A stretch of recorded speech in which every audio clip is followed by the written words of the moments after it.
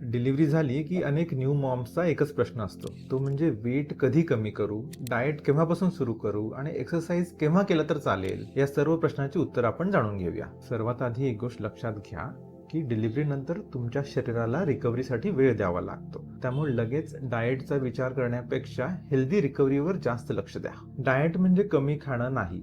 विशेषतः तुम्ही जर ब्रेस्टफीडिंग करत असाल तर तुमच्या शरीराला जास्त प्रमाणात कॅलरीज, प्रोटीन, आयर्न, कॅल्शियम, भरपूर सारे विटॅमिन्स आणि खूप सारे फ्लुइड्सची गरज असते. आता एक्सरसाइज बद्दल जाणून घेऊया. नॉर्मल डिलिव्हरी नंतर काही दिवसात तुम्ही रुटीन वॉकिंग सुरू करू शकता. फार काही त्रास नसेल तर तुमच्या डॉक्टरांच्या सल्ल्याने तुम्ही प्रॉपर वर्कआउट सुद्धा काही दिवसांमध्ये सुरू करू शकता.